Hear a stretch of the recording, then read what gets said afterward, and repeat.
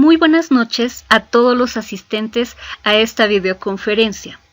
Reciban un saludo desde la ciudad de La Paz, Bolivia, por parte de la Sociedad Científica de Estudiantes de Medicina de la Universidad Pública de El Alto.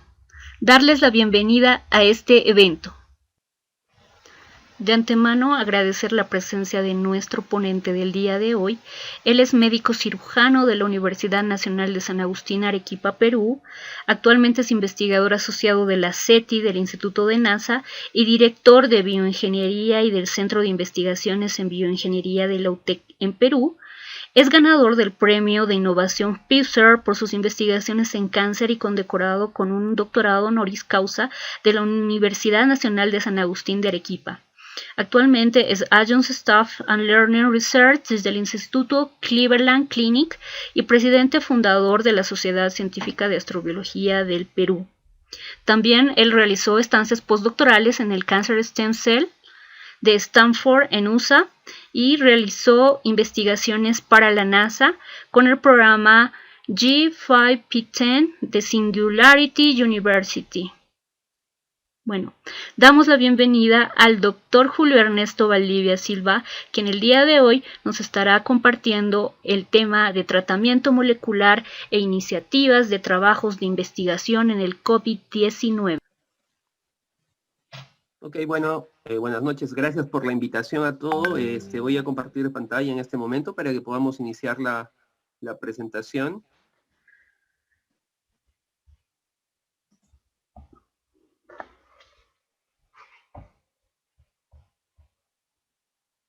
Parte que voy a comentarles. Y luego una tercera, que es un poquito más de conversar con ustedes acerca de qué ideas se les ocurriría para hacer investigación.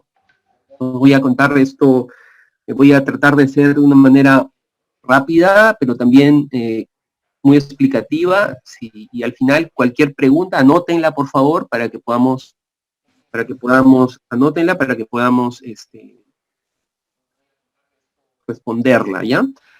Muy bien, les agradezco mucho otra vez la invitación y aquí empezamos. Entonces, esta primera parte voy a hablarles de la biología un poquito del SARS-CoV-2. Como pueden ver un poco ahí, en la imagen que ven ustedes al lado izquierdo, van a ver básicamente al virus, ¿no?, en vivo, o sea, es una microscopía electrónica de transmisión y ahí pueden ver las partículas virales infectando, como pueden ver un poco la forma de corona que tienen, ¿no? Pueden ver allí, por ejemplo, las puntitas de flecha, que son básicamente partículas virales extracelulares. Obviamente estamos hablando de un epitelio de las vías aéreas pulmonares, ¿ya? Pueden ver también unas flechas muy delgadas que muestran los cuerpos famosos de inclusión, ¿no? Y ya estos virus en replicación están reproduciéndose a gran velocidad para luego probablemente matar a la célula en muchos de los casos y seguir infectando más células. Y pueden ver también ahí, pues, en estos triángulos, que se confunden con las puntas de flecha, que está por acá, son los cilios, ¿ya? Del epitelio pulmonar. En el lado derecho pueden ver un poquito la estructura general del virus, que ya también la deben haber visto muchas veces. Lo más importante recalcar es que tienen dos porciones, la proteína de la S. La proteína S tiene como dos porciones importantes que vamos a discutir un poco después, que son la proteína S1 y S2, que es la proteína Spike o proteína S. Cuando hablemos de S, ya saben a qué nos referimos, ¿sí? Vamos a hablar de la proteína N, ¿no? Unas proteínas que es importante para la estructura en realidad del material genético del virus. El virus tiene una simple cadena de ARN, ¿ya? Entonces es un virus ARN.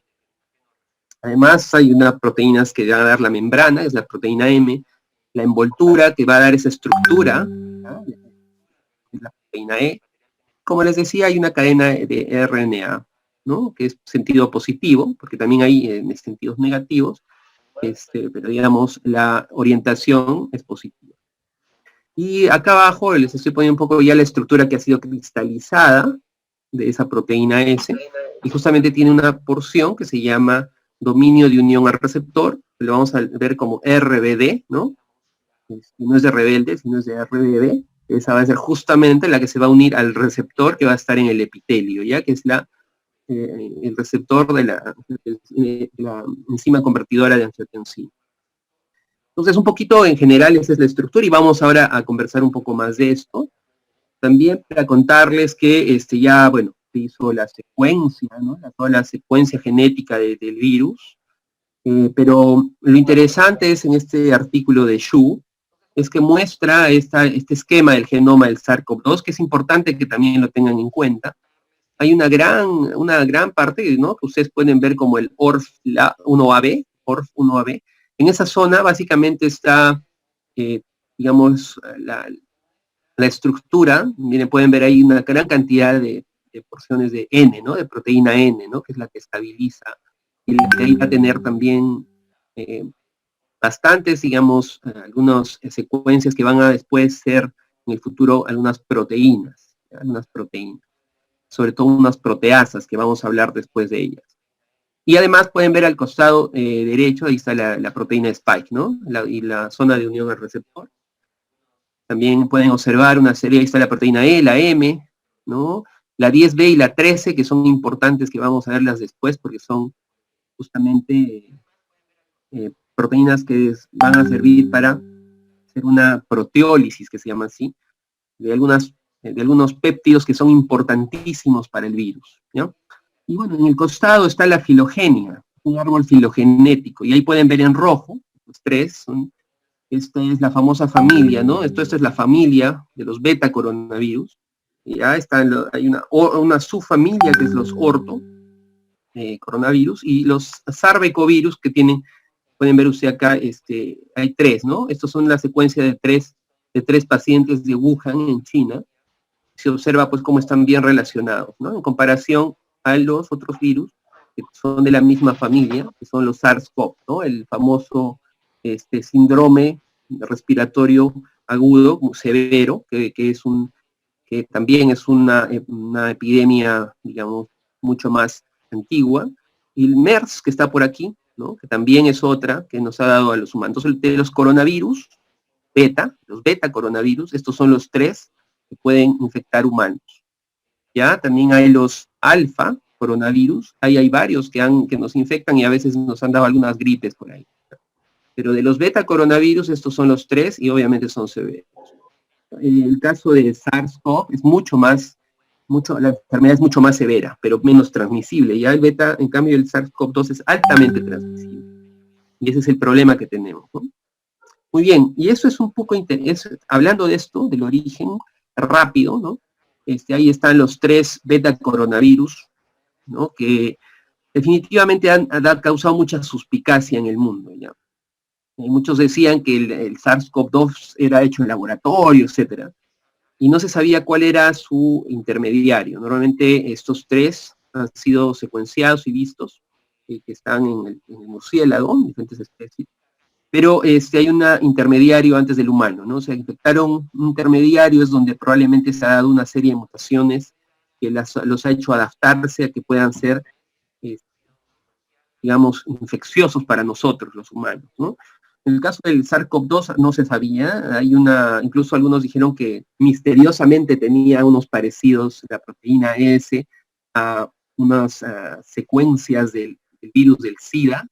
Nos decían que era la serpiente, ¿no? Hay un par de artículos ahí que salieron que a mí me parecieron, bueno, en un inicio me parecieron interesantes, ¿no? Pero luego fueron desmentidos, pues se hicieron mejores análisis bioinformáticos, por eso la importancia de la bioinformática en esto, y se vio que este animalito llamado el pangolín podría ser un intermediario interesante, y no directo desde el murciélago a nosotros, ¿ya?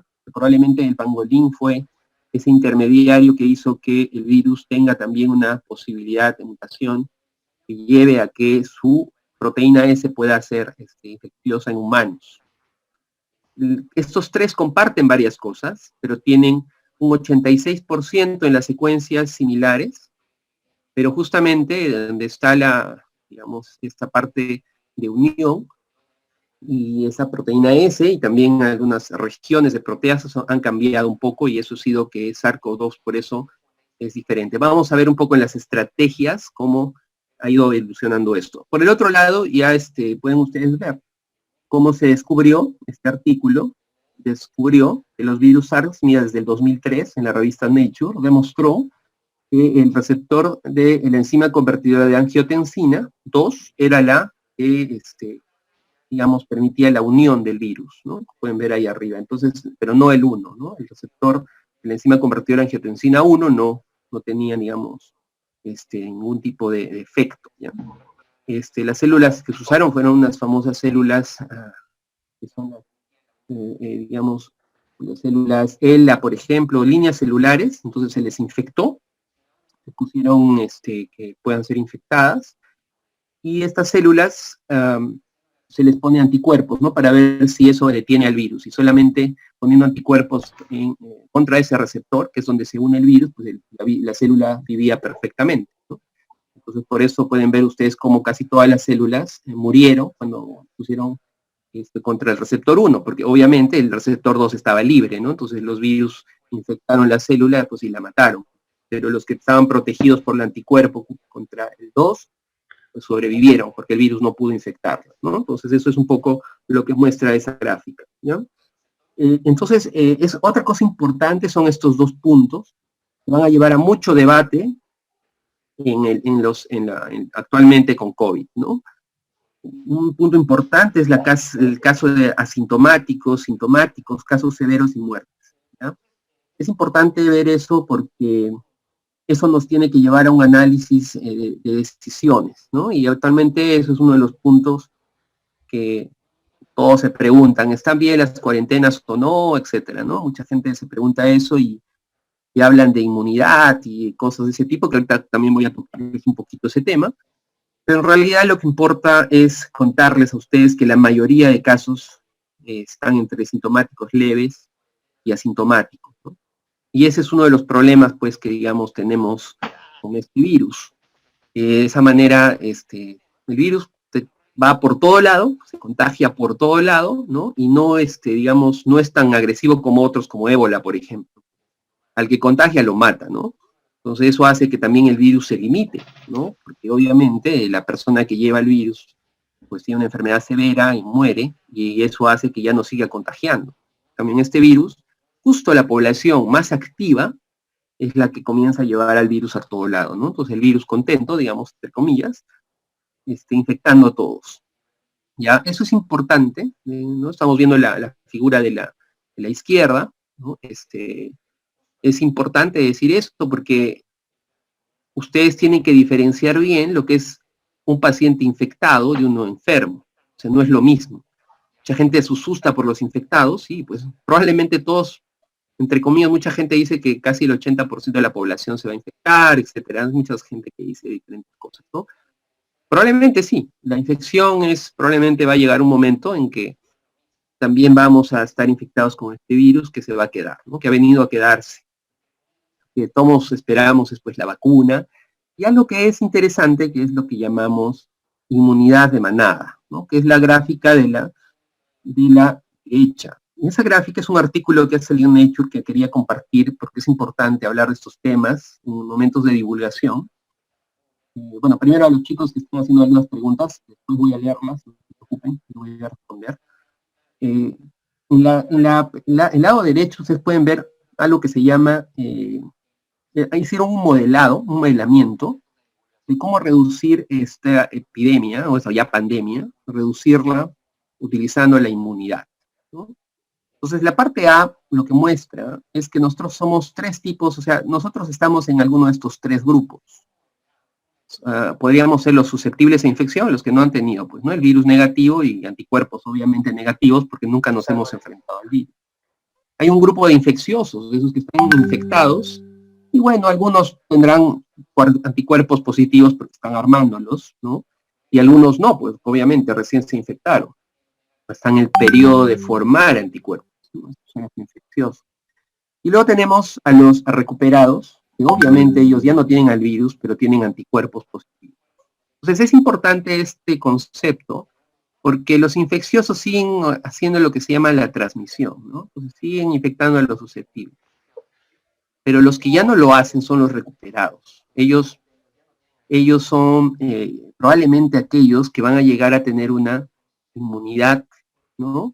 Y van a detener la infección. Entonces, lo que a veces muchos dicen es, pues lo ideal sería que el 65% de la población sea de este grupo para que ya el virus no tenga ningún, digamos, impacto como el que está teniendo ahora. Y eso es un tema interesante porque hace pensar y decir quiénes de repente, ¿no? Lo que muestra este modelado es la infección, probablemente la pandemia podría detenerse más rápido de repente si estas personas fueran realmente, digamos, identificadas, ¿no? ¿Ya? Eso es interesante porque ahorita vamos a hablar un poco de esa gente que dice y también que ha mostrado una doble infección, ¿no? Vamos a hablar de eso un poco, pero es importante decirlo porque está ocasionando que mucha gente entre en pánico y esto es lo más normal, es lo que existe siempre. Y eso es algo que quiero comentarles y tienen que leer su inmunología, ¿no? Ustedes que están haciendo, sobre todo los estudiantes de medicina, tienen inmunología, así que tienen que aprenderla bien porque si no la aprenden, pues vamos a tener decisiones malas como muchas que se puedan tomar, ¿ya? Desde arriba, ¿no? Estamos hablando de las políticas generales. Entonces, si uno no conoce su inmunología, pues también va a tener una serie de déficits en el futuro, ¿ya? En la parte B, lo que pueden ver ustedes es cómo el ciclo siempre se abre cuando hay el tema infeccioso, la persona infecciosa, la susceptible, ¿no? Y bueno, pocas recuperadas, ¿no? Esa es la línea base. Pero cuando hay gente recuperada en cantidad, no solamente estoy hablando de inmunidad basada en anticuerpos, sino ya, porque recuerden que hay casos, y ustedes los pueden ver, los pacientes famosos, los AXL, ¿no? Que son gente a gamma globulinemia, ¿no? La famosa gamma globulinemia son gente que no produce anticuerpos, sin embargo tiene inmunidad, incluso contra virus. ¿Por qué? Porque toda la gente piensa que inmunidad igual a anticuerpo, y eso no es así. ¿Ya? La inmunidad se activa en una serie de eventos moleculares. Entonces, simplemente es eso, que si tuviéramos gente recuperada, probablemente llegaríamos más rápido a este shield, ¿no? Este escudo inmunológico contra el virus. Hicieron una muestra allá en París, más o menos han visto que puede estar llegando, era 4.5% de la población estaba infectada, hicieron unos análisis, cálculos, eso pues es insuficiente todavía para hablar de esto, pero es un punto muy interesante.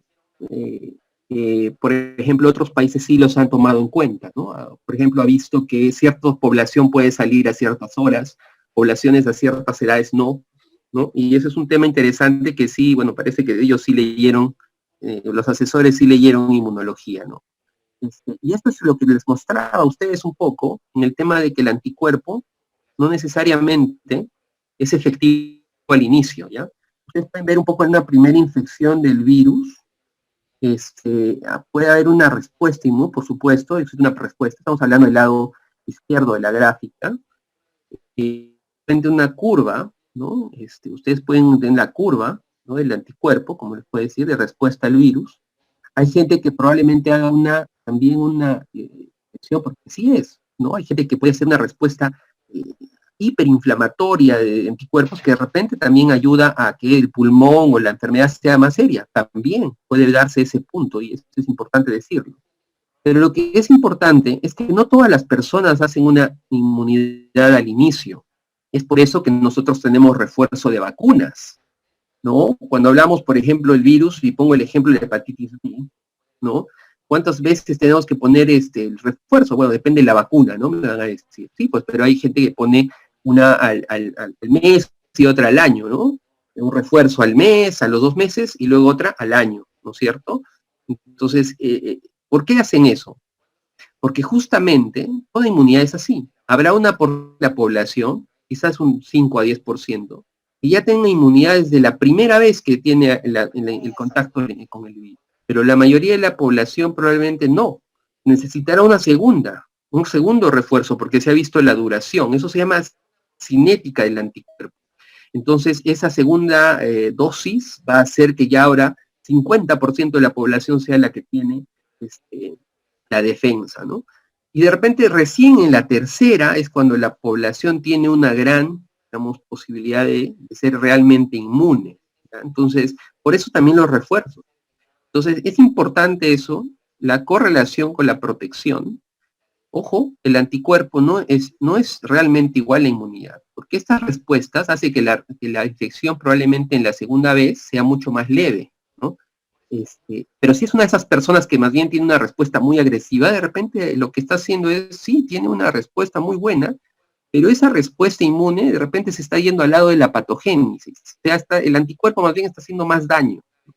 Y eso es un tema muy interesante que se refleja después en lo que es la cero prevalencia de la población. Entonces es importante ver las curvas, ¿no? El nivel de anticuerpos, ¿no? Para que lleguen a un nivel adecuado. ¿Cuál es ese nivel? Eso va a depender mucho justamente de aprender un poco este virus. Yo estoy mostrándoles a ustedes un estudio muy interesante este año que habla justo con estos virus SARS, ¿no? Hace una comparación de diferentes virus, de coronavirus, por ejemplo, y observa cómo es la cero prevalencia, ¿no? La presencia de anticuerpos, pues, contra estos virus en la población. Y es importante hablar de eso, ¿no? De que no todos los anticuerpos van al mismo antígeno, a la misma epítope. Entonces ahí hablamos ya de inmunología, ¿no? Espero que se acuerden, chicos, ¿qué pasa? Que un antígeno, ¿no? Por ejemplo, vamos a hablar que el antígeno es un cuadrado, ¿no? Tiene la forma de un cuadrado, estoy haciendo simplemente. Algunos anticuerpos, ¿dónde se irán? A la esquina del cuadrado, ¿no? Otros a la parte plana del cuadrado. ¿Y eso qué ocurre? Que tú activas 10 a la 9 clonas de linfocitos. Cuando algo entra, se activa un montón de clonas contra eso, contra ese antígeno, y pues muchas clonas generan anticuerpos, unos contra la parte de la esquina, otros contra la parte plana, ¿no? Del cuadrado, y eso, por eso se llama una expansión policlonal, ¿no? No es monoclonal. Sin embargo, el sistema inmune va a elegir en el futuro cuáles son las más eficaces en una respuesta, ¿no? Y eso va a ser, ¿qué cosa? Monoclonal, ¿no? A ver, hay algunas preguntas de ustedes. Claro, sí, justamente vamos a hablar un poquito de eso, de la inmunidad, estoy hablándoles un poquito de eso. Les comentaba, pues, justamente que hay un tema, digamos, que es importante ahora, que a veces sale gente a decir que no hay inmunidad, etcétera, contra el virus, y eso no es así, ¿no? La inmunidad obviamente demora, tiene sus periodos, no toda la población tiene una respuesta adecuada, hay otros que tienen una respuesta muy agresiva también. Entonces tenemos niveles, y eso es un poquito lo que les estoy explicando con esta gráfica, porque quiero que ahí les pongo la referencia para que la lean, ¿no? Por eso me tardo un poquito para que la copien, etcétera. Además, esta presentación también la va a tener la Federación Latinoamericana de Estudiantes, y avanzar con ello. Entonces, otro tema importante en esto es lo que decían ustedes, mucha gente me decía, ¿no? Bueno, hay varios coronavirus, podría haber una diversidad antigénica, una reacción cruzada, ¿no? Y lo que les decía era eso también, que tú generas un montón de anticuerpos contra cierto antígeno. Cada parte de ese antígeno que tiene una, digamos, una respuesta inmunogénica se llama epítope, ¿no? Entonces, esa epítope, digamos, cuando hay los diferentes anticuerpos, pues van a ser seleccionados de acuerdo a cuál es la más afín, la más específica, la que realmente lleva una respuesta adecuada, ¿ya? Entonces, todo ese proceso tiene una demora un poco en el tiempo, eso es lo que les estaba contando, ¿ya? Entonces, es importante eso, que tengan en cuenta siempre cuando hablen con los profesionales de la salud o otros profesionales, es importante que tengan esos conceptos de inmunología bien claros, no lleven al pánico en las personas, que eso es un tema que he visto mucho últimamente, ¿ya? No, y regresó un enfermo como que ya tenía COVID otra vez, ¿no? Entonces, sí, pues, puede ser que sí. ¿Por qué? Pues ya pueden explicarlo, ¿no? ¿Por qué? ¿Ya? Muy bien. Sigamos entonces. Entonces, con respecto a esto, miren, ahí está un ejemplo de una proporción, miren, el lado izquierdo, una tabla donde mostrábamos la proporción de pacientes con anticuerpos de inmunoglobulina G detectables en personas que tuvieron enfermedades de SARS-CoV y MERS-CoV, las antiguos, esto necesitamos saber ahora, todavía no lo sabemos para este SARS-CoV-2, ¿ya? Pero lo que ven ustedes algo muy interesante es que, miren ustedes, les dividimos asintomáticos, sintomáticos moderados y severos. Y observen cómo ¿no? Las personas, veamos en el MERS, que es este del Medio Oriente, ¿no? Este coronavirus, beta coronavirus bueno, el intermediario fue el camello, ¿no? Que dio toda una epidemia también, un poco, también fue, pero no tanto como esta. Observen ustedes cómo llevó a la producción de anticuerpos detectables a las 13 semanas, ¿no? De 15 personas, 10, ¿no? De luego a las 26, ya esas 12, 8 y así. O sea, pero observen ustedes algo muy interesante. Comparen las personas, por ejemplo, asintomáticas, ¿no? 1 de 5, ¿ya? O sea, las personas que son asintomáticas, ¿ya? Sí, probablemente su inmunidad no está solamente basada en anticuerpos, sino en otras cosas más que hacen que no, pues el virus no le haya hecho ningún efecto. Pero observen las personas severas, casi todas, ¿no? Casi el 100% genera anticuerpos.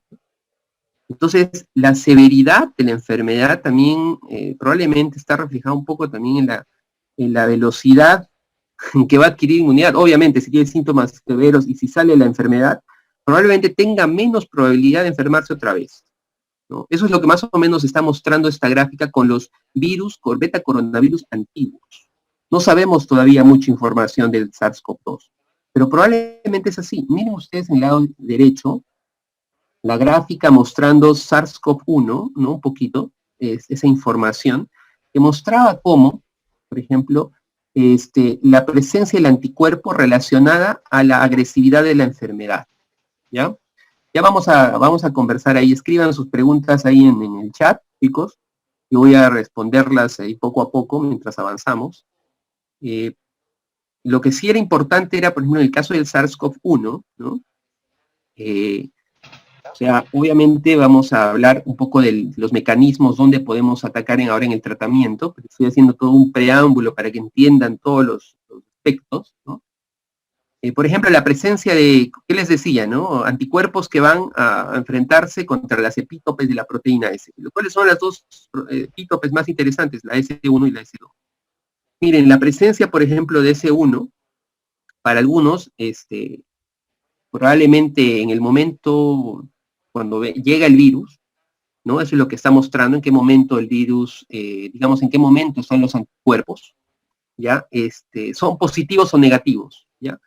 El lado rojo es una información positiva, lo que está en azul es una información, digamos, que es controvertida a los hallazgos. Entonces, algunos dicen, por ejemplo, si me explico la gráfica, que un anti-S1, ¿no? Si hay un anticuerpo anti-S1 cuando hubo la infección de SARS-CoV-1, ojo, del 2 tenemos que armar esta gráfica, ¿eh? Ojo, tenemos que irla armando, todavía no conocemos mucho, eso es lo que se está haciendo ahora, ¿no? Entonces vemos que una concentración buena, digamos, alta del anti-S1 podría sí ayudar a que no haya, que haya una entrada adecuada del virus, ¿no? Por ejemplo. O que el virus replique o que no replique, ¿no? La presencia de anticuerpos que ayude a que no replique o que digamos, inhiba su salida. Esa es la salida de la célula, ¿no? Una vez que el virus infectó, se replicó dentro de la célula y va a salir. Entonces son diferentes momentos que vamos a hablarlos a continuación. También se habla de que una vez que entra el virus, la respuesta inflamatoria es muy alta, ¿no? Entonces se ha visto que la presencia, por ejemplo, de anticuerpos podría exacerbar esa respuesta. ¿No? Hacerla una enfermedad severa, es lo que estamos viendo en la línea un poco de este lado, ¿no? Una vez que entró el virus, por acá, ¿no? Hay una liberación de factores inflamatorios.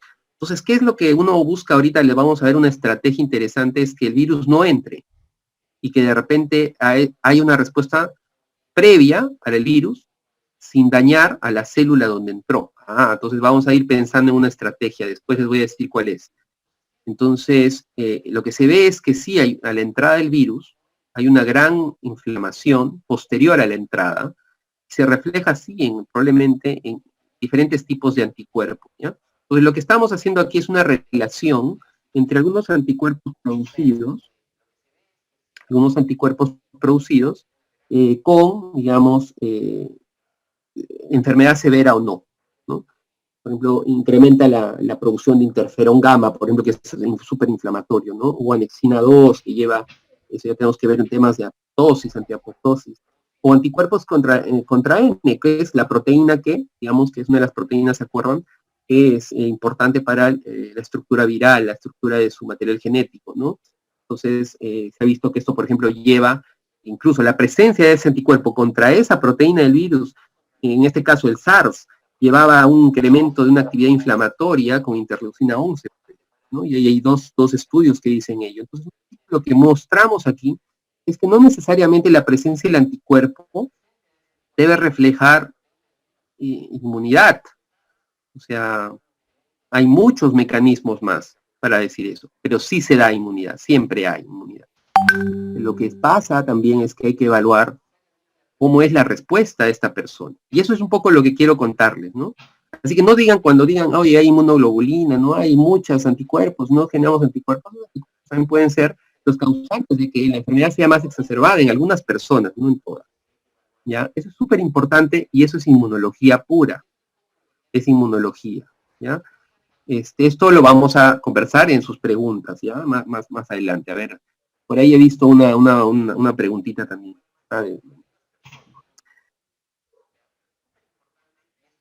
Una persona, como le decía a Jessie, ¿no?, que me preguntó, es justamente, ¿no?, una persona infectada y ya recuperada se puede infectar. ¿Qué dijimos, no? O sea, si repasamos lo que dijimos, por supuesto, se puede infectar. Eso es lo que pasa normalmente, ¿no? Pero la enfermedad probablemente sea más, digamos, menos sintomática, ¿no? Es lo ideal. Por ejemplo, un ejemplo más, tuberculosis. La vacuna de la tuberculosis, ¿no? La BCG, ¿no? ¿Por qué? ¿Cómo te ponen la BCG? ¿Para qué te ponen la BCG? ¿Para que no te dé tuberculosis? No, ¿no? Para que no te dé las formas graves de la enfermedad, por ejemplo, ¿no? En el caso de hepatitis B, otros virus, bueno, en el caso de sarampión, por ejemplo, ¿cuántas dosis necesitas? ¿Cuántos refuerzos? Entonces, obviamente, hacer que de repente, después de la primera dosis, seas asintomático de repente, ¿no? O la enfermedad sea mucho más leve. Y ya con la segunda dosis ya te vuelve después, digamos, indestructible al virus, ¿no? Entonces, eso tenemos que conocer todavía el SARS-CoV-2, no lo conocemos. Ese es un tema que se debe estudiar, como les comentaba antes, con cero prevalencia, con una serie de cosas. Y un día vamos a hablar solo de inmunidad, ya, si me invitan. Ahora me he quedado un poco acá porque es un tema importante para ustedes y es un tema que está causando mucho debate en todo lado. ¿Ya? Ahorita vamos a continuar con sus preguntas. Entonces, miren, este es un artículo que salió en la revista Nature Medicine, mostraba pues que sí hay respuesta a SARS-CoV-2, ¿no? Entonces, la gente que dice que no había, bueno, algunos dicen inmunidad, ¿no? Pero la producción de anticuerpos ya es una respuesta inmune, eso significa que hay una respuesta, y eso es importante decirlo, ¿ya? Entonces ahí se observa que más o menos a los 13 días, ustedes pueden ver, ya después de tener síntomas, ya se observaban niveles adecuados de anticuerpos en un número importante de personas, ¿ya? Obviamente, si recuerdan su inmunología, primero la aparición de la inmunoglobulina M y después la inmunoglobulina G, ¿no? La producción de anticuerpos, normalmente para la G, demora un poquito más, ¿no? Son 14 días, casi siempre entre 10 y 14 días, ¿no? La M a veces es un poquito, es mucho antes, a veces una semana ya hay producción de la inmunoglobulina M. Eso va a depender también de qué, de la respuesta, de la intensidad de la respuesta, ¿ya? Pueden ver en esta gráfica también, en la gráfica B y C, cómo se compara un poquito la producción de inmunoglobulina G y la inmunoglobulina M en personas con enfermedad severa y con enfermedad no severa, ¿no? Y algo que sí era interesante ver, lo que vimos también en las gráficas anteriores de SARS-CoV-2, que las personas severas generan a veces más niveles de anticuerpos, ¿ya? O sea, quiere decir que estas personas probablemente al salir de la enfermedad tienen una respuesta mucho más ensamblada, ¿no?, contra una segunda infección. Mientras que los asintomáticos probablemente sí les puede volver a dar y todavía tendrían síntomas, ¿no? Entonces ahí es donde la gente se asusta, etcétera, pero esto es un proceso. Y en la primera no te dio severa, es muy difícil que no te den la segunda severa. Es imposible, casi imposible, ¿no? Pueden haber algunos casos por ahí, pero hasta ahora no se ha visto eso. Ya, respondiendo también un poquito, sí, exacto, es cada vez más leve la infección, la segunda infección nunca es más agresiva, ¿ya? No lo es. normalmente en toda la inmunidad siempre hace que ya tengas una respuesta. Lo que puede pasar, es lo que decía un poquito, era que en algunos casos la respuesta inmunológica en algunos pacientes es muy exacerbada. Son personas que hacen, por ejemplo, enfermedad de Crohn. Ustedes saben la enfermedad de Crohn, ¿no es cierto? Es una respuesta inmune ¿contra qué? Contra antígenos, digamos, de la carne, que ustedes coman en el intestino y se hace un daño inflamatorio terrible, ¿no? Entonces les prohíbe comer ciertos tipos de antígenos, entre comillas, ¿no? Entonces la respuesta es tan inflamatoria que ocasiona un problema, ¿no? Entonces, ¿puede haber esos casos? Sí, ¿ya? Y es por eso que les decía que no necesariamente la presencia de anticuerpos es igual a inmunidad, ¿ya? A felicidad, ¿no? Pues también los anticuerpos pueden ocasionar respuestas inflamatorias, ¿no? Per Vargas, ahí mándame tu pregunta y ahí vamos a ir respondiendo, ¿ya? Muy bien. Entonces sigamos avanzando y llegamos pues a nuestra parte preferida, ¿no? Por la que me han invitado. O sea, todo lo que les he contado antes ha sido para darles una perspectiva de toda la situación. Estamos, bueno, estoy en hora. Quería darles primero una visión de todo el panorama de lo que es un poquito de respuesta inmune en función de lo que se estaba hablando, de dónde viene, cómo ocasiona la respuesta. Entonces ahora vamos a hablar un poco de estas estrategias, ¿ya? Y para eso pues tenemos que conocer cómo infecta, ¿no? Porque ahí si sabemos cómo infecta podemos generar estrategias para mejorar o atacar, digamos, mejorar dónde podemos modular la respuesta, ¿ya? Entonces, ahí les traigo un artículo interesante del 2009, ¿no? Donde mostraba que es básicamente eso. Lo que va a cambiar es un poquito algunos temas y nombres de proteínas, que ya los vamos a ver más adelante, de cómo infecta un virus, en este caso el grupo de beta coronavirus, es un SARS-CoV, es básicamente igual, muy similar. Vamos a ir repasando esto para que se les quede bien. Entonces vamos a ver cómo cuando él entra, ¿no? Acá entró, ahí está con su proteína spike, su proteína, el RNA, la nucleocápside, ¿no? ¿Se une a dónde? A ese receptor que les dije, ¿no? Al AC2. No se une al 1, ya lo vimos, ¿no? Al AC2, ¿no? Esto comparte muy bien el SARS-CoV-2 con esto. Una vez que se une, hay un proceso de endocitosis en un caso y hay otro que también se ha observado, que no está aquí, pero ahorita lo vamos a ver en otra gráfica, es gracias a una proteasa, ¿no? Esa proteasa se llama TMPRSS2, ¿no? Un nombrecito. Es una serinoproteasa que van a ver que también va a ayudar a que el virus se integre a la membrana, ¿ya? Y se libere directamente su material genético. En este caso, estamos viendo todavía se forma un endosoma, ¿ya? Es gracias a esta unión, se forma un endosoma, ese endosoma dentro gracias digamos, a otras proteasas, ¿ya? Como catepsinas, por ejemplo, catepsina L, por ejemplo, hace que se fusionen las membranas. Entonces, una vez que se fusionan, ¿qué pasa? Se libera el material genético, aquí está, ¿no? Igual por el otro método se liberaría también el material genético del virus. Entonces, aquí es algo muy interesante porque aquí aparecen proteínas un poco complicadas digamos, raras, podríamos decirlo así, ¿no?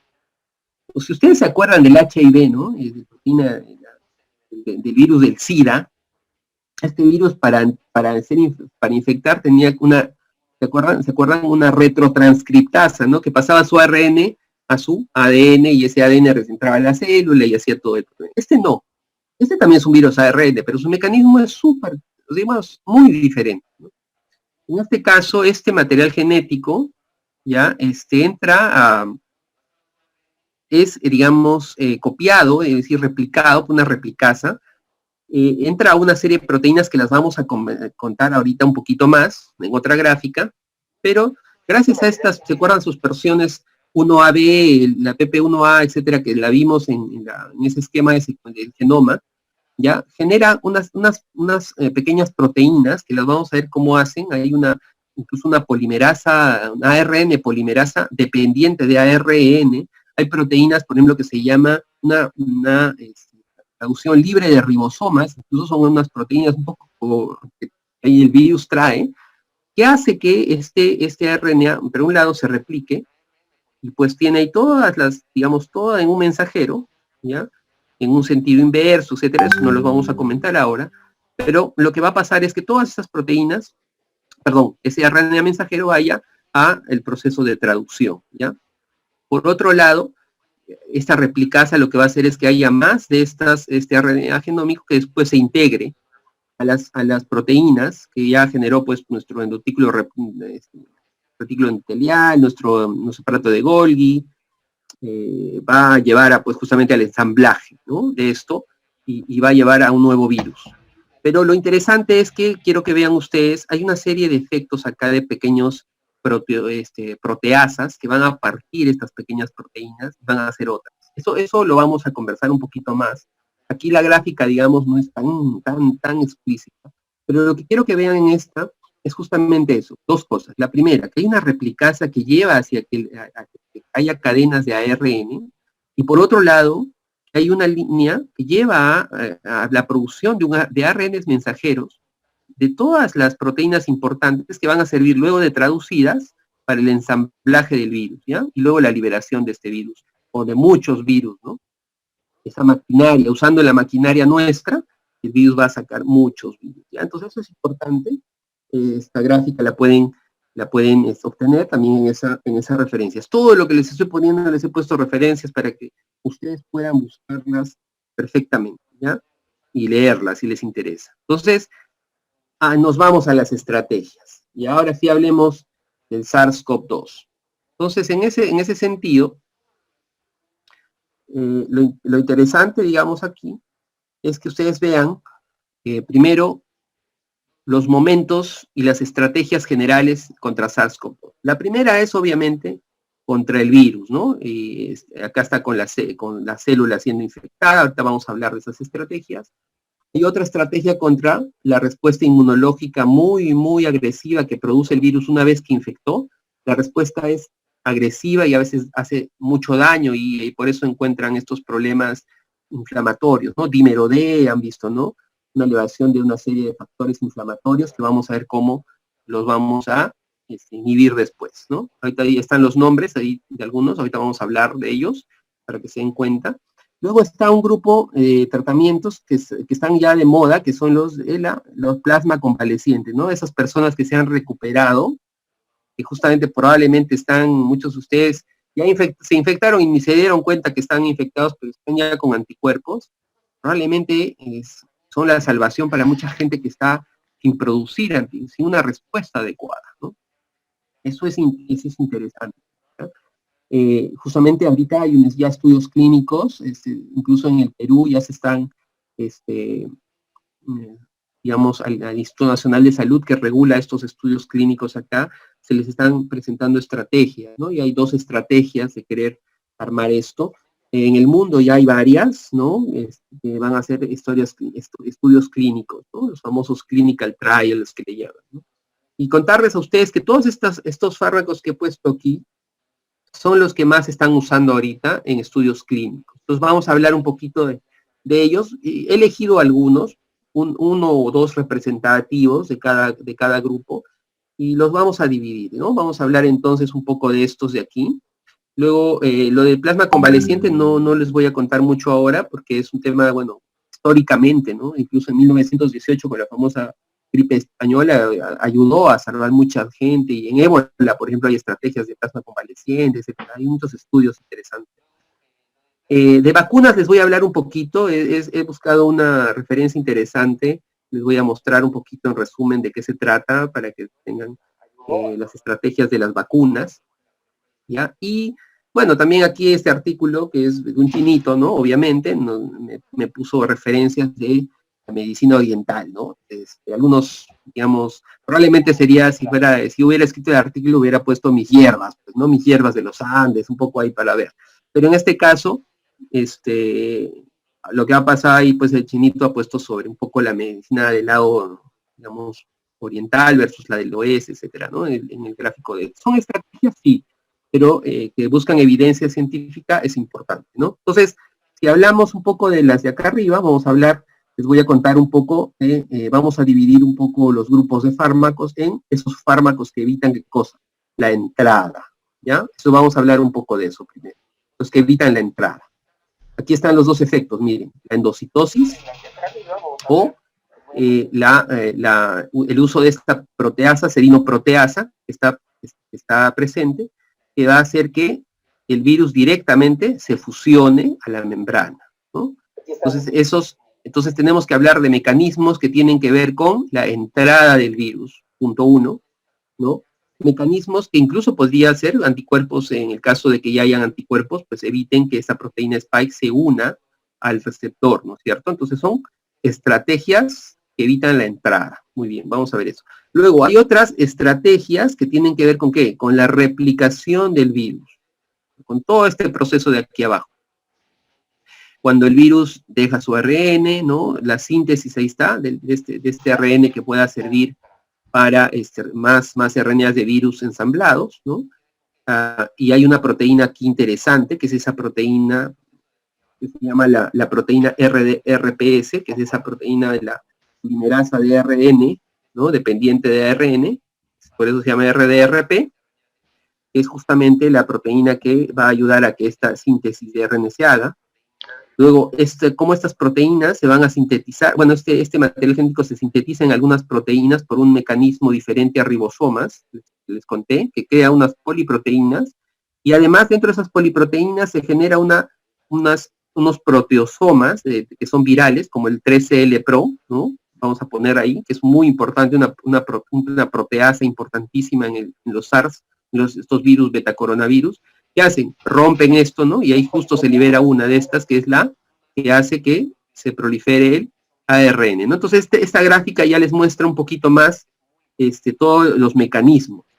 Entonces, vamos a hablar de mecanismos que evitan la entrada. 2, que evitan la replicación del virus, ¿no? Y hay otra, miren, acá hay también es un mecanismo que se llama el CRISPR-Cas, ¿no? Han escuchado hablar del CRISPR, ¿no? El CRISPR modifica. Entonces acá es una estrategia para modificar digamos, ese producto del ARN producido por el virus. De repente hay que modificarlo, ¿no? Con un CRISPR-Cas que viene un adenovirus, o sea, le meten otro virus más para curar a esto. Un poco complicada la situación, pero ya hay un estudio clínico en eso, ojo. Y siguiente, ¿qué más? Tenemos otros mecanismos que son, ¿qué cosa? Antiinflamatorios. O sea, ya una vez que el virus entró, ahora entonces vamos a dividir esos que ocasionan mucha inflamación, ¿no?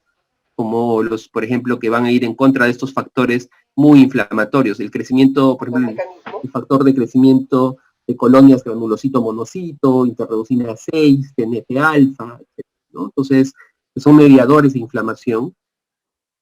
Podrían ser otra estrategia, ¿no? Bueno, aquí se me escapó el sarilumab, que va contra el interleucina 6, el tocilizumab, que también va contra interleucina 6. Mira, hay gente que está generando inhibidores del anticuerpos o inhibidores de este receptor. Ya vamos a ver algunas estrategias más.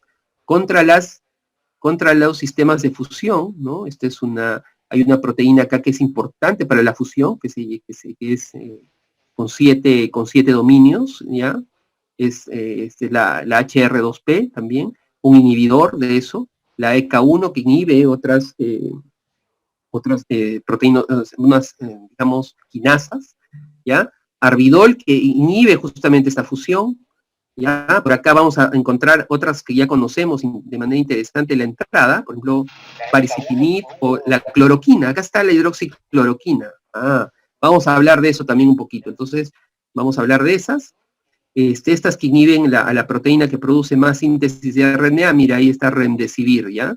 Ribavirina, el favipiravir, el remdesivir, vamos a hablar de remdesivir un poquito, porque hay estudios clínicos que están mostrando excelente actuar de esta remdesivir. ¿Y dónde está ivermectina? ¿No? Han escuchado de ivermectina, ¿no? La famosa antiparasitario, también es un inhibidor de ese lado, ¿ya? De las proteínas. Ya vamos a ver un poco.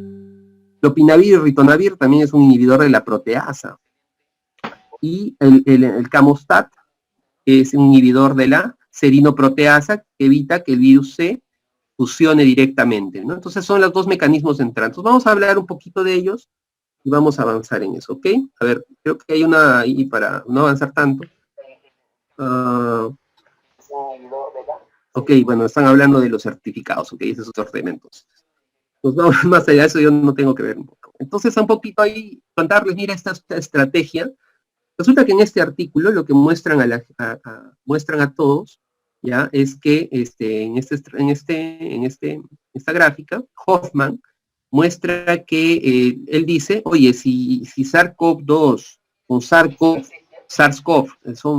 se parecen, ¿por qué no iniciamos? Pues lo primero que hay que hacer es iniciar una estrategia de evitar su entrada, ¿no? Porque estamos hablando primero de evitar entrada, utilizando pues las secuencias que ya conocemos, ¿no? Porque si se parecen, entonces mejor empezamos con algo, ¿no? Y eso es lo que dice Hoffman, y habla sobre un artículo que justamente al ver que se une por el mismo receptor AC2, entonces dice, oye, los anticuerpos contra SARS-CoV de repente funcionan también contra SARS-CoV, ¿no? Y entonces comienza a hacer una serie de estudios y comparación. Miren, oye, si estos dos son iguales en esto, probablemente tenemos ya algunos inhibidores de la serinoproteasa, que les decía que se llamaba TMPRSS2, ¿se acuerdan? ¿No? Y si existen a veces sueros convalecientes de SARS, ¿por qué no podríamos ver la respuesta en SARS-CoV-2? Y esa fue una de las estrategias iniciales, ¿ya?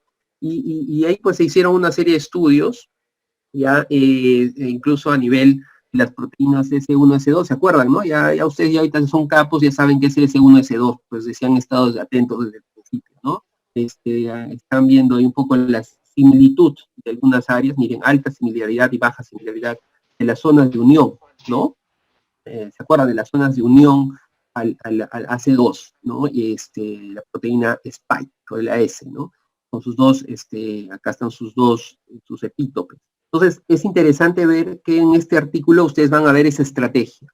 Y lastimosamente, él también, el mismo personaje, ¿no?, demostró que había un problema ahí, ¿no? Que, pues, justamente la parte más interesante es la que es más diferente, digamos, la que difiere más. Entonces, no podemos utilizarlo normalmente. Se ha visto en algunos casos que sí, pero en la mayoría, lastimosamente, no. Pero es una estrategia muy interesante, ¿ya? Que la pueden ver en, justamente, lo que sí está generando es una gran cantidad de posibles nuevos fármacos y nuevos blancos terapéuticos. Gracias a esto, pues las personas ya no parten de cero, ¿no? Ya parten de un trabajo previo. Entonces, probablemente eso es lo que nos hace pensar que vamos a tener resultados mucho más, digamos, tempranos, que esos 18 meses que todos pensamos que va a salir la vacuna, ¿no? Probablemente eso va a ayudar a que salga mucho antes, haya más estrategias, y eso es lo que está pasando. Están haciendo una serie de trabajos y ahorita vamos a contarles un poco más de eso. Entonces nos vamos al siguiente, muy bien, nos vamos a la siguiente diapositiva. Miren, es una estrategia que tengo, digamos, la alegría de contarles, que la estamos trabajando acá también en Perú, ¿ya?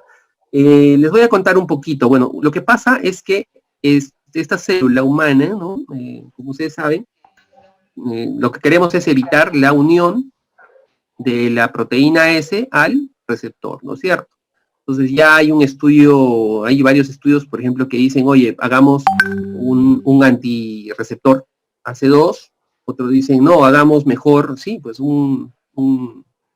algo que evite, ¿no? La zona de unión, o sea, una unión, digamos, similar a la del virus, pero que evite que el virus se una, es la primera. La otra es hacer un anticuerpo o algo que pueda llevar a que evite la unión al AC2, al receptor. Aquí, bueno, se da la infección, ¿no? Si es que está libre, obviamente.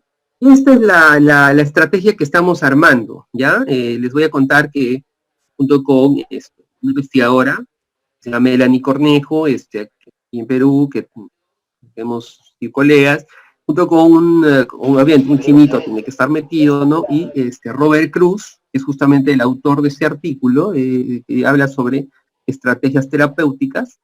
Se ha generado una molécula interesante, que es una molécula que se une a la proteína S del virus, pero que además tiene abajo una fracción constante de inmunoglobulina.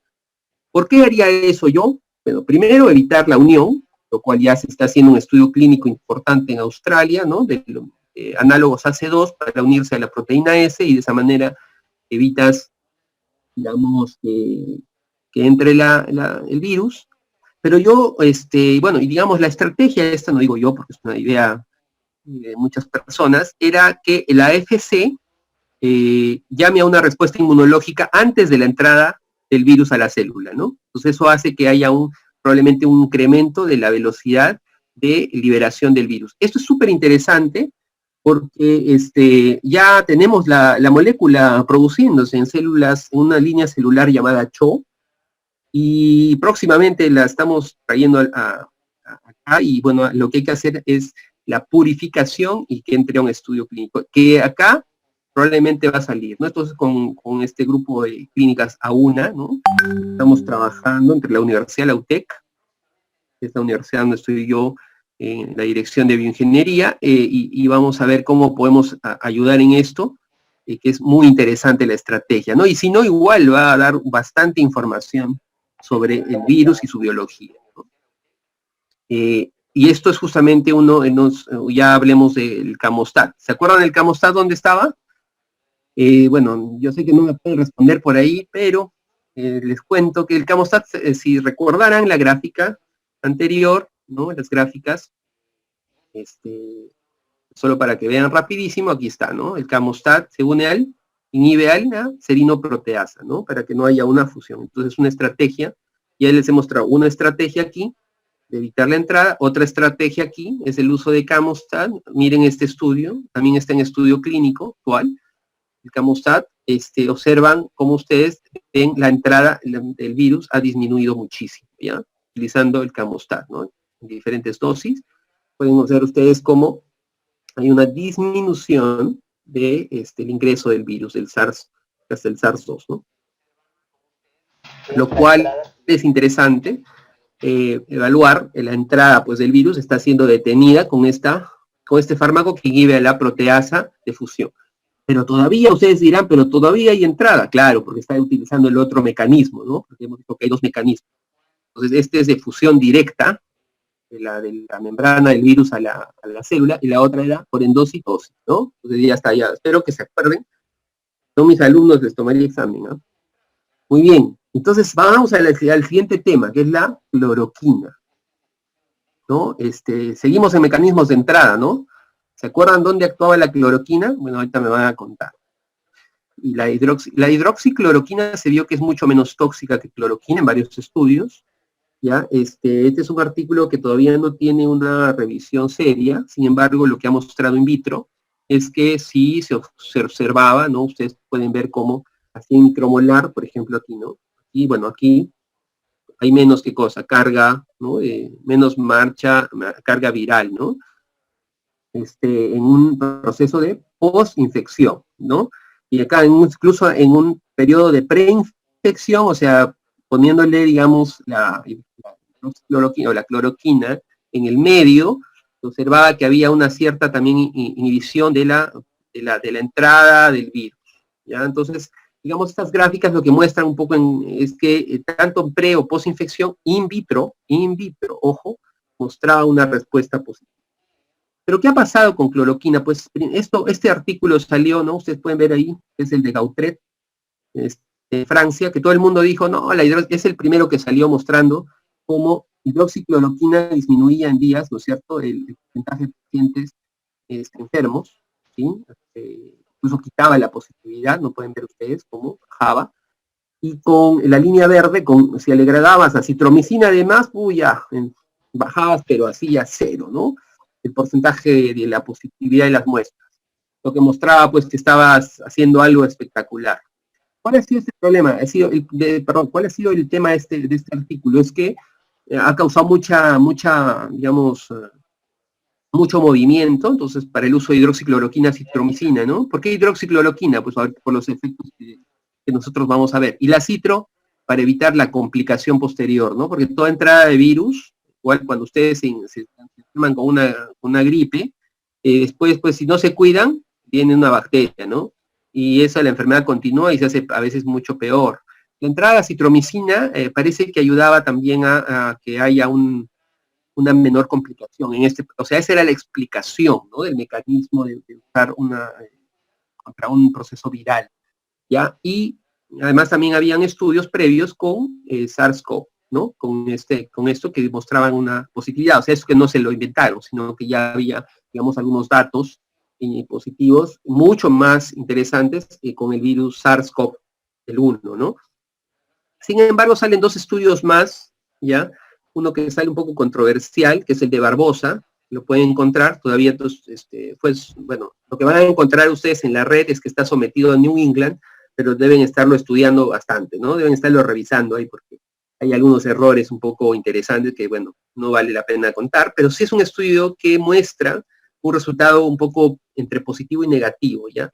En algunos temas habla de que no, de verdad no ayuda, llega más bien, hay una mayor mortalidad en algunos casos, pero son un poco, digamos, hay que tomarlo con pinzas y con mucho cuidado. Otro estudio que dice que más bien es muy positivo también es el de Chen, que muestra que hay un estudio, dice que es randomizado, sí, pero es muy poca cantidad de pacientes. Este estudio muestra también una gran, digamos, respuesta positiva en radiografías, ¿no? En la parte de radiográfica, en la parte tomográfica, etc. Entonces, pero hay un estudio un poco más serio que sí me preocupó más, que es este. El de Rosenberg, que es un estudio que muestra en la revista JAMA, lo pueden buscar, ¿no? Que muestra, miren, no hay una diferencia significativa. En el lado, pueden ver el lado izquierdo, ¿no?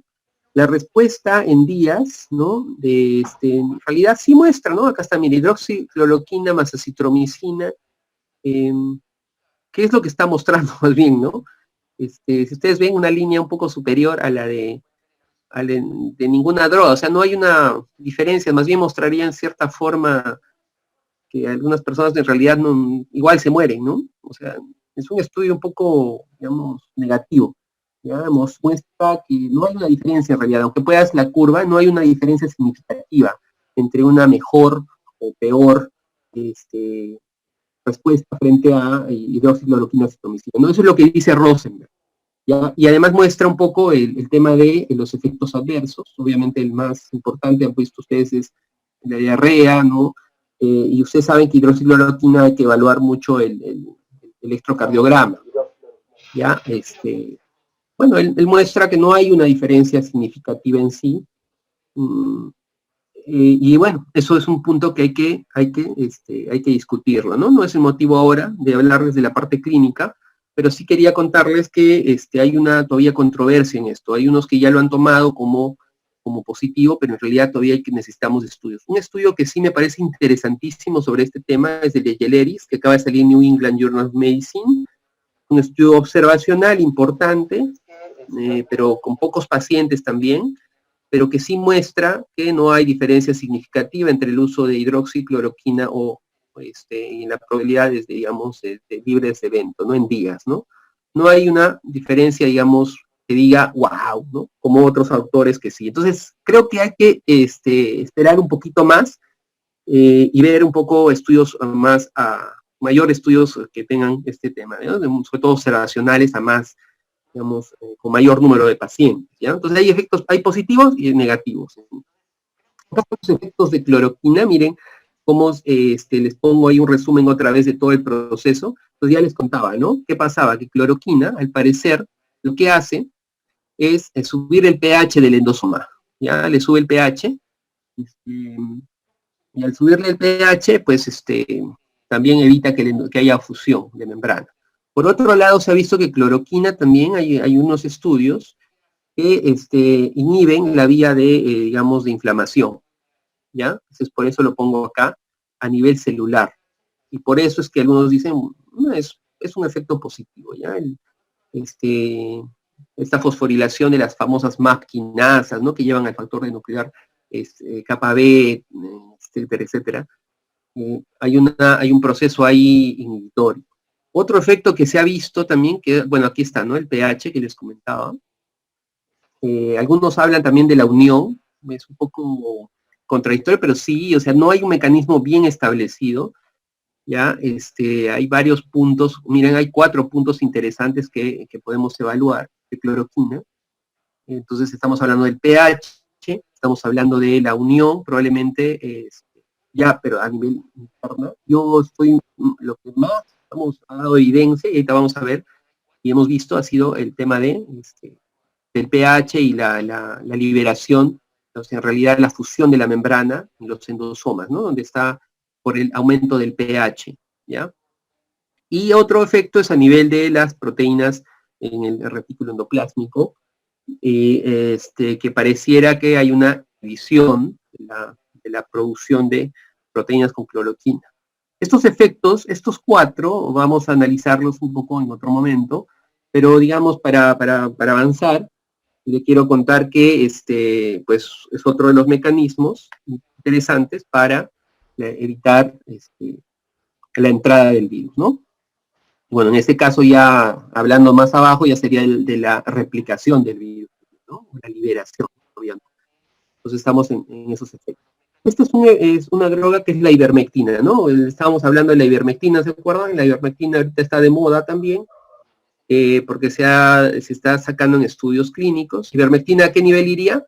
A nivel ya de replicación viral, ¿no? De la producción o ensamblaje viral, ¿ya? Se ha visto, como ustedes pueden ver en vitro, en el estudio del lado izquierdo, ya una disminución muy grande de incluso al tercer día al uso después de usar ivermectina, ¿ya?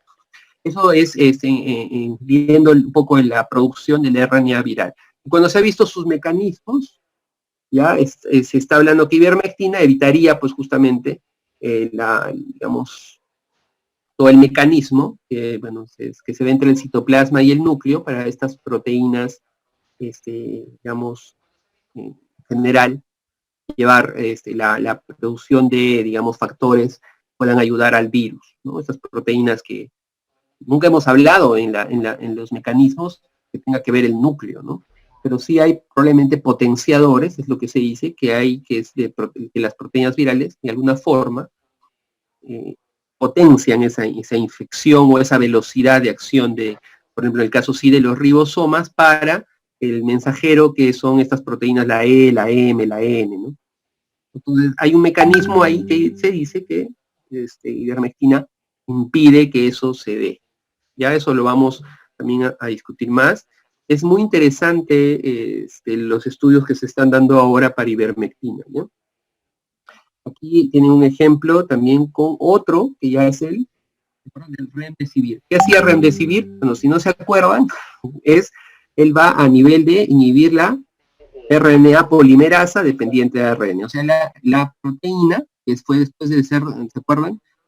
Clivada por la C3L-Pro, que es la proteasa esta que rompía esos, ¿se acuerdan? Esos péptidos y producían una pequeña proteína que es la que se produzca muchísimo RNA, se replique ese RNA del virus para ensamblarlo en nuevos virus. Ya, remdesivir se vio y está teniendo excelentes resultados, ya, para pacientes. Aquí en este caso lo que ustedes pueden ver es en azul, son los pacientes que han mejorado con remdesivir, incluso en el tema del soporte de oxígeno en diferentes intensidades, ¿no? Incluso pacientes que simplemente están con el aire del ambiente, bajo flujo de oxígeno o un soporte ventilatorio no invasivo o invasivo. Observen ustedes cómo hay una gran gran mejora en la escala, ¿no?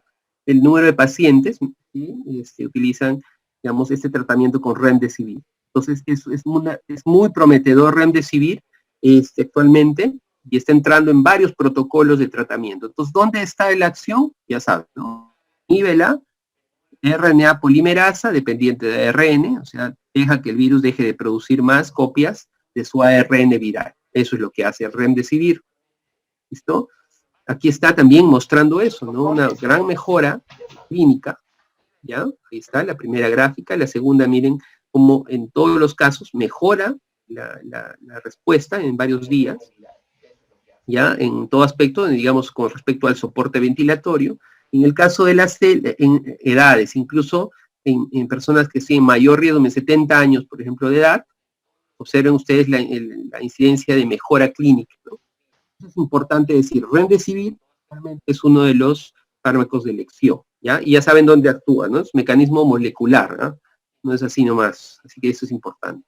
Y lo otro que quería verlos es, ya les he dado una serie de ejemplos de fármacos que están siendo probados, demoraría un año contándoles cada uno, Voy a elegir unos ejemplos muy importantes, ¿no? Hidroxicloroquina, remdesivir,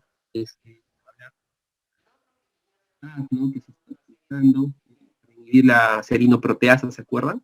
La entrada viral, los receptores AC2 para evitar que también entre, cloroquina con sus diferentes acciones, y ahora estamos hablando de la parte inflamatoria. Entonces, lo que queremos evitar es que una vez que entra hay una gran inflamación, producto dividida en dos formas. Una que es primaria, que le llaman así, una bomba de citoquinas,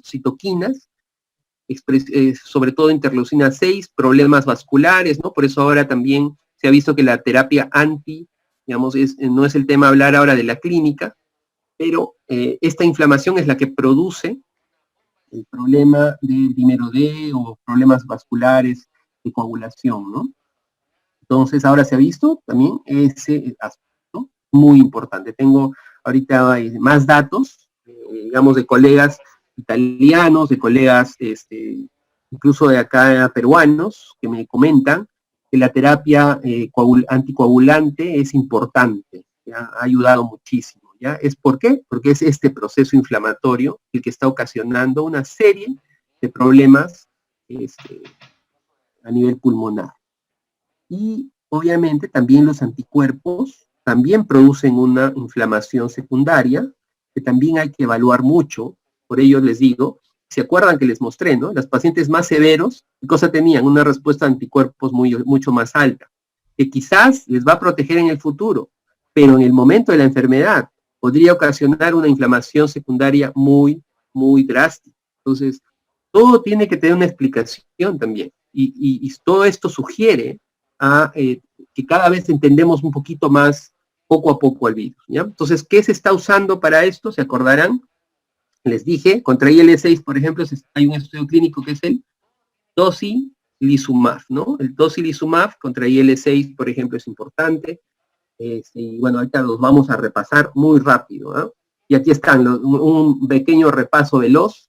Les comentaba todas las estrategias basadas en evitar la entrada de los dos mecanismos del virus, ¿no? Que entren por el receptor AC2 en endocitosis o que se fusionen directamente a la membrana y eliminen el RNA mensajero, ¿no? Bueno, perdón, el RNA del virus, ¿no? Y en este caso que estamos usando inhibidores de todo tipo. Por ejemplo, aquí estamos el 3. ¿Cuál es el 3?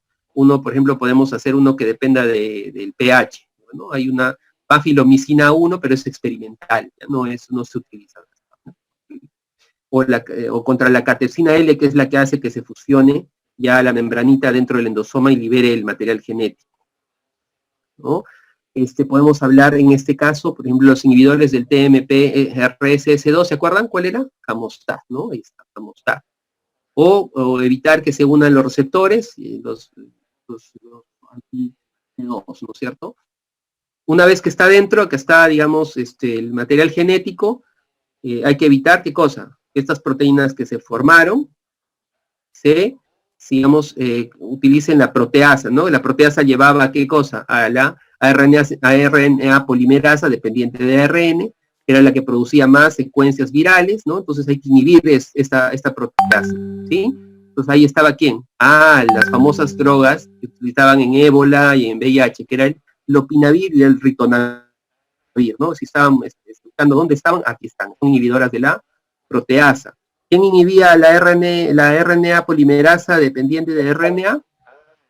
Les dije que es lo máximo ahorita, remdesivir, ¿no? Ahí está el número 5. También están otras dos que están en estudios clínicos muy parecidas, que es la favipiravir y la penciclovir, ¿ya? Son dos también que están a ese nivel.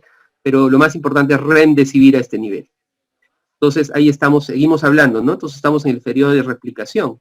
Aquí, ¿no? En la inhibición, por ejemplo, para que esta secuencia funcione bien. Entonces entra el CRISPR-Cas, ¿no? Este famoso estrategia que quieren hacer un CRISPR para modificar al virus, metiéndole otro virus, ¿no? Un poco forzada la cosa, ¿no? Pero quieren meter un adenovirus que mata el CRISPR para modificar la molécula del ARN del virus, ¿no? El SARS-CoV-2. o inhibir la membrana, etcétera. Entonces ya hay un poquito el problema. A este nivel también estamos hablando de la ivermectina, ¿no? A nivel de las proteínas que permiten el paso, etcétera, hacia el retículo, o algunos dicen incluso proteínas que van a potenciar a nivel nuclear. Ya, eso es controvertido todavía, pero es interesante ver ese mecanismo, hay que evaluarlo. La ivermectina está funcionando, pero no sabemos exactamente cuál es el mecanismo real. Que les he mostrado es un sugerido, ¿ya?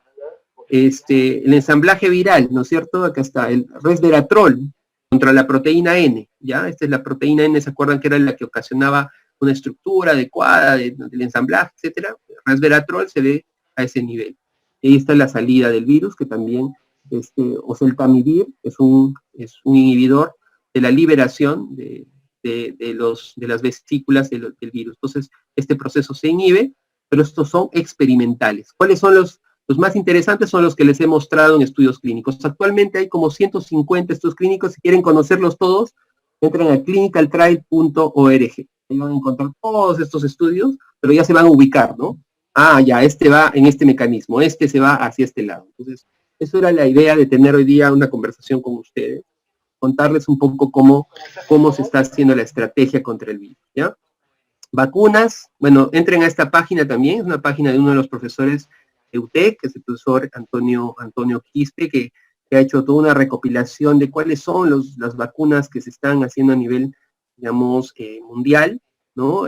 Una que me interesa bastante es la de la compañía Moderna, que está haciendo una vacuna de ARN, digamos, recombinante, bueno, es una vacuna de RNA, perdón. Es muy interesante, y para hablar eso les voy a mostrar unas pequeñas gráficas que seguro las han visto, pero que resumen un poco y de manera muy, muy didáctica el enfoque hacia las vacunas. Ya, recordar solamente el sistema inmune. Miren, cuando viene un virus, ahí está, entra, ¿no? Y dentro se ensambla, etcétera, pero el sistema inmune, ¿qué hace? Reconoce a esta cosa como extraña, ¿no? Y dice, ah, no, esto no puede ser, o agarra las proteínas, esas son las famosas presentadoras de antígeno, las células dendríticas agarran, y luego presentan el antígeno a un linfocito T helper, ¿no? Un colaborador. Y el helper, ¿qué hace? Activa la respuesta inmune por linfocitos T, citotóxicos, o también a los linfocitos B, que son los productores de anticuerpos. Entonces ahí produces anticuerpos como, ¿quién produce anticuerpos en el cuerpo? El linfocito B. El linfocito B se especializa en una célula plasmática liberadora de anticuerpos, ¿no? ¿Quién es el que hizo eso? Pues el T helper, una vez que alguien le presentó el antígeno, ¿ya? Entonces esas son las famosas APCs, o presentadoras de antígeno. Pero activan, porque es un virus, una proteína interna, activan en mayor cantidad la CD8 o citotóxico. Entonces las CD8 se acercan y eliminan a la célula que está infectada, ¿no? Le dan el beso de la muerte, como dicen algunos, ¿no? Se acerca, es increíble ver un videíto de eso, le da un pequeño piquito, digamos, hacia la célula y ya fue, ¿no? Lo que nos pasa a muchos a veces, después de un piquito, ¿no? Ya nos morimos. Entonces igual pasa exactamente lo mismo con las citotóxicas, y abre una serie de poros a la célula y hay un choque osmótico y se muere. Entonces, la respuesta inmunológica es esa. Entonces, la idea que es de una vacuna, potenciar esa respuesta inmunológica. Eso es lo que se quiere en las vacunas. ¿Qué es lo que hacen en las vacunas? Primero, estas estrategias, ¿no?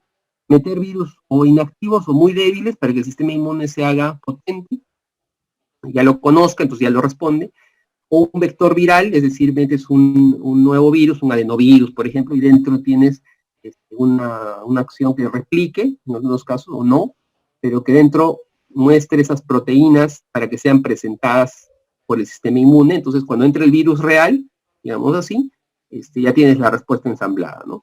La otra es que ya le enseñas al virus a que produzca, o mejor dicho, a la célula, dentro de su ARN o ADN del virus, le pones una proteína que se pueda mostrar como extraña, ya la insertas, digamos así, a nivel, digamos, nucleótido, para que haga todo el proceso hasta proteína y ya la proteína genere el anticuerpo. No, perdón, no solo el anticuerpo, toda la respuesta inmune. O simplemente ya inyectarte de frente una proteína del virus, entonces de esa manera puede ser una proteína, una subunidad o una partícula similar al virus y desarrollar respuesta inmune. Entonces, esas estrategias, ¿ya?, son las más interesantes, y aquí están, ¿no? un montón de vacunas en desarrollo actualmente contra SARS-CoV-2, muchísimas, aproximadamente ¿cuántas? En este momento 100 compañías están trabajando en eso, ¿ya?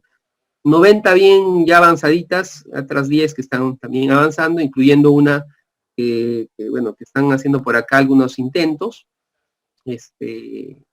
unos investigadores, ¿no?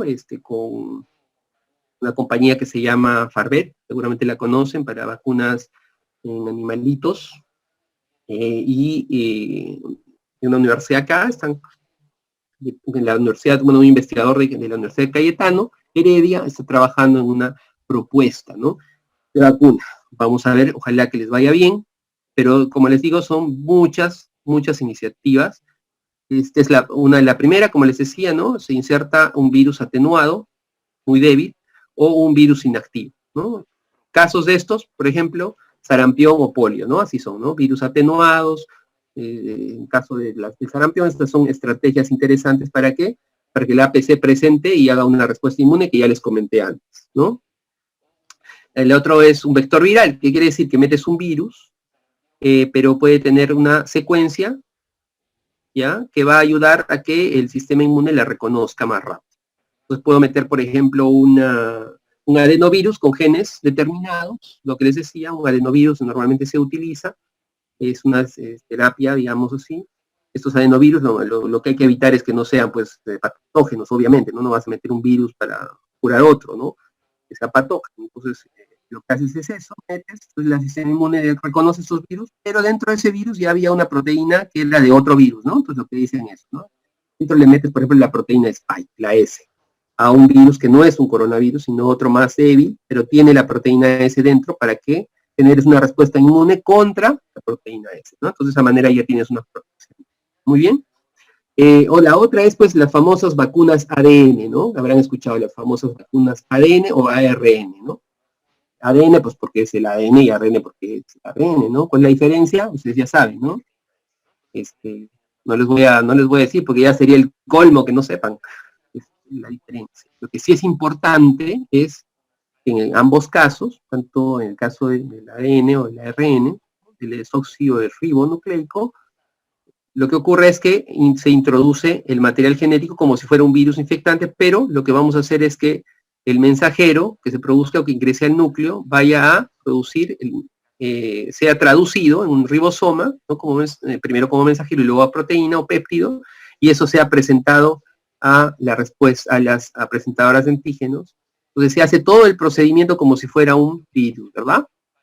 Normal, que inyectó su material genético, entró, pero estos son antígenos bien presentados, porque normalmente, ¿qué tiene el virus? Otras proteínas que hacen que inhiban ciertos controles de la célula, o que les hagan mucho más, digamos, hagan daño, entre comillas, a toda la maquinaria, ¿no? En este caso no, simplemente es un material genético bien puesto, bien ensamblado, que se produce, y produce una proteína que va a ocasionar una adecuada respuesta inmunológica. Ya 20 grupos están usando esta tecnología, ojalá que salga. La que me interesa es la de la empresa Moderna, que está bien avanzada ya. Ya es una proteína que se llama la RNA 1273, así se llama la vacuna. Esta es otra estrategia que les decía, ¿no? Ya mejor te meto de frente la proteína, ¿no? Y respondes. Eso es lo que hacen, ¿no? Entonces le meto la proteína Spike, y la proteína M, por ejemplo, y la célula dendrítica genera la respuesta inmune. Pues muchos me van a decir, no, pero este virus muta mucho, ¿no? Y vamos a tener muchas vacunas. En realidad, el estudio bioinformático que se ha hecho ahora ha mostrado que la mayoría de mutaciones no son relevantes, ¿ya? Son muchas mutaciones, sí, muta bastante, sí, como todo virus. El virus no tiene un control, ¿no? Un control de mutación. Nosotros sí, ¿no? Nuestras células, cuando algo muta, al toque la reparamos, ¿no? El virus no tiene nadie quien lo repare, ¿no? Nadie lo quiere. Entonces, nadie lo repara, y como nadie lo repara, pues se muta bastante, y en algunos casos también esa mutación podría ser negativa, ¿no? En vez de ser lo más agresivo, lo hace menos agresivo. O sea que no es que la mutación es igual a agresividad. Eso es muy falso. También otra cosa que asusta a la gente, ¿no? No es así. Hay mutaciones que hacen hasta inactivo al virus, ¿eh? Entonces, aquellas que, digamos, son relevantes serían en la proteína S, ¿no? Entonces, lo que se hace en una vacuna es buscar las regiones de las proteínas que no pueden mutar, que si mutaran, el virus sería inservible, ¿no? Entonces uno tiene que hacer un estudio de dónde buscar las proteínas más adecuadas. Y lo que han mostrado, bueno, por ejemplo, el profesor Antonio Lascano en México ha hecho un análisis del RNA de estos virus y ha mostrado que en realidad no es como todos pensaban, ¿ya? Hay virus de gripe que mutan más rápido que este, así que no nos debemos asustar tanto. Un poquito sí, porque siempre está la parte biológica, ¿no? Que nos trae sorpresas, pero dentro de todo, lo que estamos avanzando bien. Muy bien, y eso, pues mostrarles que todo el mundo está queriendo hacer esto. 18 meses es el promedio para hacer la vacuna. 70% de industrias está relacionadas a vacunas, está haciendo algo para COVID. Es un gran porcentaje, es una gran lucha. Esperemos que logremos resultados pronto. Muy bien, y bueno, mostrarles acá está la UTEC, nuestra universidad, donde, bueno, digo nuestra porque es una universidad que, bueno, acá hay algunos presentes de la universidad y unos ilustres personajes de la universidad están presentes en esta charla. Y les comento que, bueno, ese edificio que está en una zona de Miraflores, ¿no? En la zona de Miraflores y Barranco, en Lima, en la ciudad de Lima, en nuestra Lima la gris, que ahora ya está gris porque ya cambió el clima del verano tan bonito, azul, y ahora está todo gris. Pero bueno, es la época. Y bueno, este edificio están invitados a conocerlo en algún momento, a buscarnos. Ustedes saben que tienen mis contactos. Voy a mandarles la presentación también para que la tengan, porque la he diseñado exclusivamente para que sea muy, muy clara para ustedes. A ver si hay algunas preguntas acá. Bueno, efectos secundarios. No he hablado mucho de la clínica, porque, bueno, la van a encontrar en gran cantidad en los estudios que están saliendo, ¿no? Un poco quería enfocarme hoy día a la parte de los mecanismos, ¿ya? ¿Y qué se sabe de los mecanismos? ¿Cómo actúa este fármaco? ¿En dónde actúa? ¿En qué parte? ¿No? Un poquito era eso, ¿no? Pero de los efectos adversos, incluso ivermectina en los parásitos ocasiona una serie, mejor dicho, cuando es contra parásitos y no en los parásitos, no contra, obviamente el efecto adverso en los parásitos es matarlo, ¿no?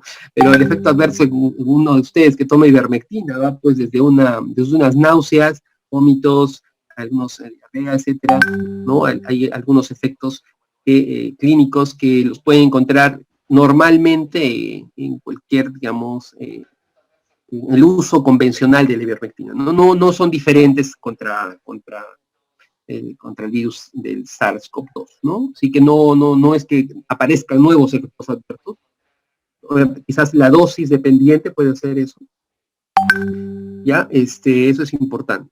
¿Ok? En el tema de de curar esto, pues, si están con algunos síntomas que no sean graves, porque es ponerse azul, o sentir deficiencia respiratoria, o esperar un poco que están durmiendo, que les falte el aire, que son signos importantes y graves, saturación, etcétera, y fiebre muy alta que no cede, pues, como dicen acá algunos de ustedes, pues me tomo mi matecito de manzanilla, tranquilo en casa, no salgo, y tranquilo, ¿ya? O sea, lo van a pasar de esa manera. ¿Ya? Cuando sientan síntomas extremos, sí es importante ir, y es importante que estén alertas con eso, sobre todo la gente mayor. A ver, algunas preguntas por acá. SARS-CoV-2 es el nombre del virus, COVID-19 es la enfermedad, ¿ya? Es así como el VIH-Sida, el HIV, el virus de inmunodeficiencia humana, y el SIDA es la enfermedad, ¿no? SIDA es ya una enfermedad. Es lo mismo, ¿no? Normalmente se dice así, SARS-CoV-2 es el virus, COVID-19 es personas con COVID-19, o sea, que están con la enfermedad.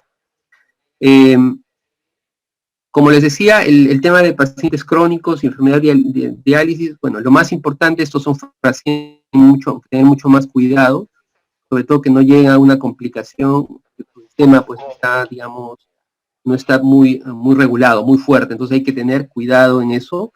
El tratamiento es exactamente el mismo, o sea, si son temas asintomáticos, ¿no? Si son temas, digamos, mejor dicho, si son asintomáticos, tienen síntomas leves, pues tienen que tomar, digamos, antiinflamatorios, estar en cama, etcétera, pero ante cualquier efecto, como les digo, ya un proceso complicado, por ejemplo, lo que ponen ahí, ¿no? Labios azules, o sea, que muestre signos de hipoxia, oxígeno bajo, entonces ahí es donde tienen ustedes que llevar a este paciente a un tratamiento mayor.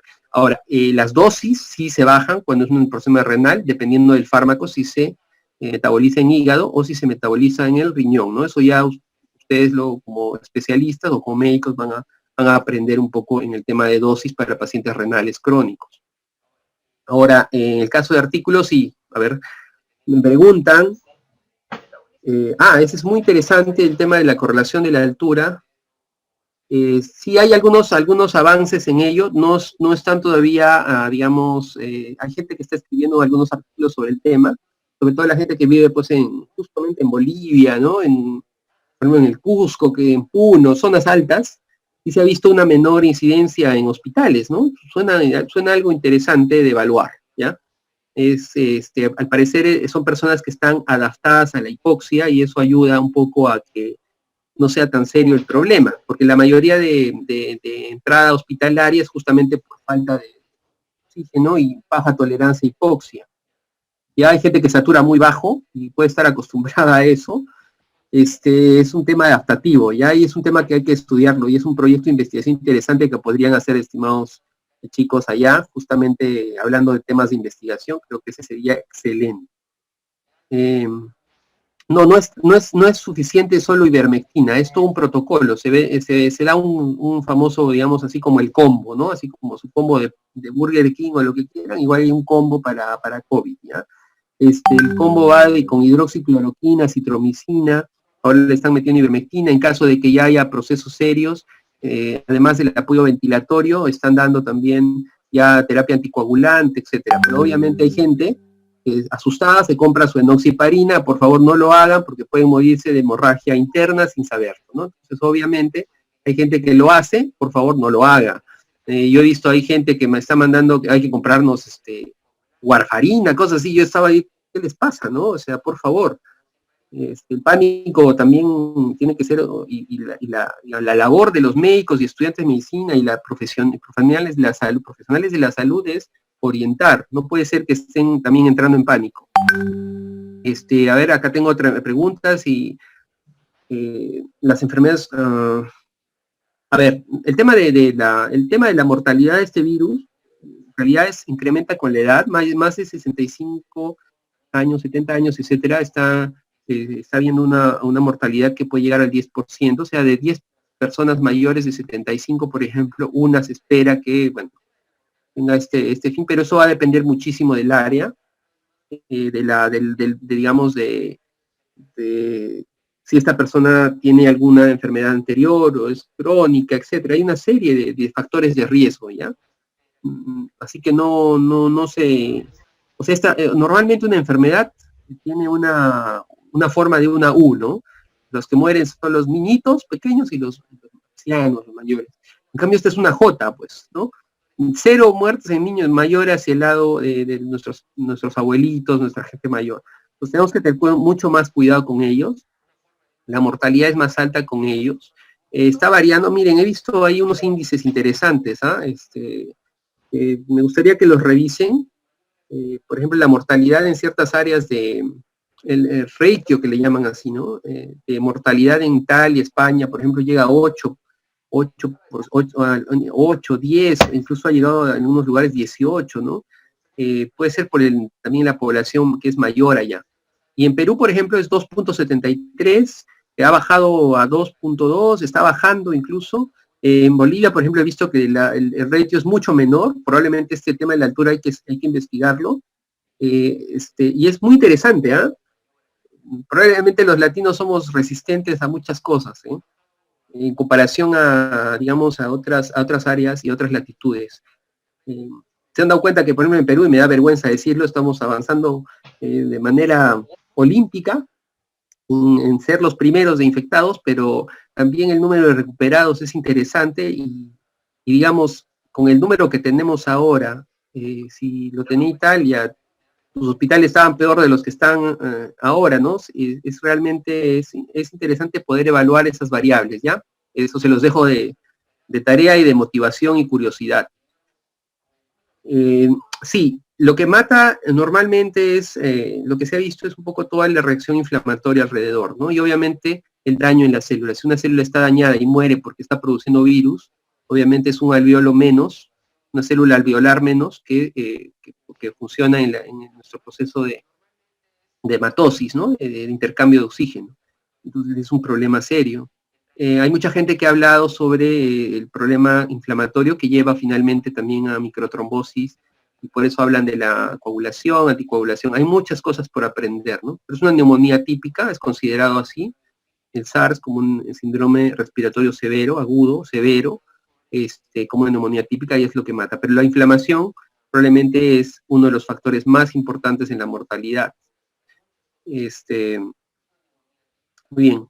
Bueno, lo de ivermectina, otra vez que me preguntas, es un poco lo que les comentaba, ¿no? En las reacciones adversas, ivermectina son básicamente las mismas que se usan cuando utilizas ivermectina para tu parasitosis, ¿no? Es exactamente lo mismo. Muy bien. No sé, creo que he cubierto sus respuestas, bueno, sus preguntas, perdón.